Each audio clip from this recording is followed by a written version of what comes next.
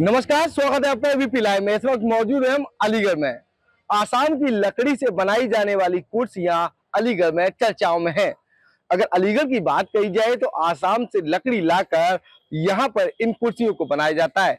सर्दी का मौसम करीब है, लोगों के द्वारा लगातार सर्दियों में इन कुर्सियों का यूज जो है वो ज्यादातर किया जाता है।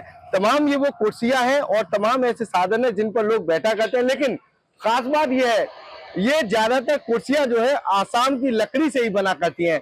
आसाम की लकड़ी को इन कुर्सियों के लिए काफी खास माना जाता है, जिसको लेकर इन कुर्सियों को बनाने वाले कारीगर भी अब फिलहाल परेशान नजर आ रहे हैं। वजह है कि जिस तरह से आसाम से लकड़ी यहाँ नहीं पहुंच पा रही है, उसकी वजह बताई जा रही है ये लकड़ी अब महंगी हो चुकी है, जिसके चलते इन लोगों की मजदूरी तक नहीं निकल पा रही है।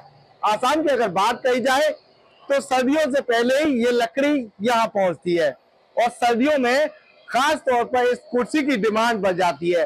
वजह बताई जाती है लोगों के द्वारा अपनी बालकनी के बाहर कुर्सियों पर बैठकर लगातार जो सर्दी में जो धूप का एहसास लिया जाता है। बातचीत करेंगे और जानेंगे आखिर कब से ये लोग काम कर रहे हैं और इस बार जो कैसा इनका माहौल रहा है। नाम क्या होगा आपका? मेरा नाम ताजुद्दीन है।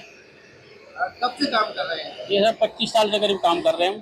25 साल से काम कर रहे हैं। जी जी। तो किस तरह की लकड़ी हुआ करती है और क्या है इसमें खास? ये सब लकड़ी आसाम से आती है और हम लोग यहाँ गर्म करके मोड़ते हैं और फिर उसको बनाते हैं।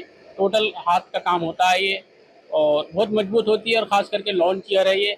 लॉन में बैठने में बहुत आराम मिलता है और बहुत मजबूत है। ये बताइए कब से कितनी पीढ़ी काम कर रही है आपकी?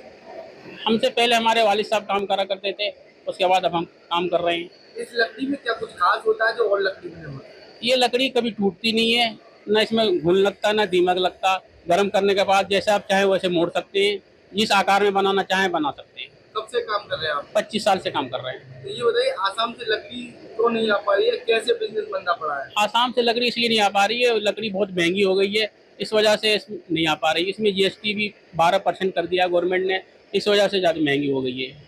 तो धूप में जो है इन कुर्सियों पर ज्यादा बैठने के लिए लोग बताए जाते हैं। हाँ जी, धूप में लॉन में ये आरामदेह चेयर होती है, इसलिए लॉन में बैठना लोग पसंद करते हैं।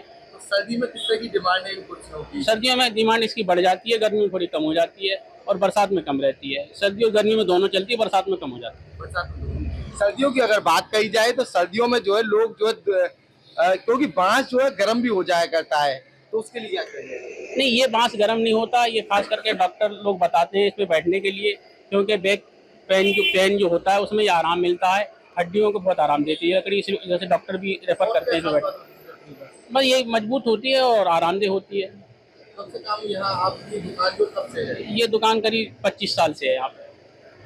क्या होना चाहिए आप लोगों के लिए जिससे लकड़ी का जो आयात है ज्यादा हो?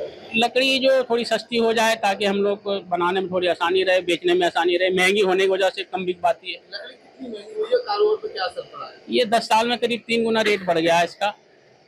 जो कुर्सी हम लोग 500-600 की बेचा करते थे, आज वो 2000 रुपये 1800 रुपये एक चेयर हो गई है।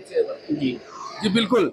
जो चेयर जो है पहले कम में बिका करती थी, लेकिन अब वो कुर्सी जो काफी महंगी हो चुकी है। ये वो कुर्सियां हैं जो हम तस्वीरों में दिखा रहे हैं किस तरीके से लगातार ये कुर्सियां जो है ज्यादातर सर्दियों में इनकी डिमांड हुआ करती थी, लेकिन धीरे धीरे आसाम की जो लकड़ी है वो महंगी हो गई, जिसके बाद दुकानदार और जो इन कुर्सियों को बनाने वाले हैं वो परेशान नजर आए। इनकी मांग है इस पर जो GST है और जो तमाम जो टैक्स लग रहे हैं उनको कम किया जाए। एबीपी लाइव से खालिद अंसारी।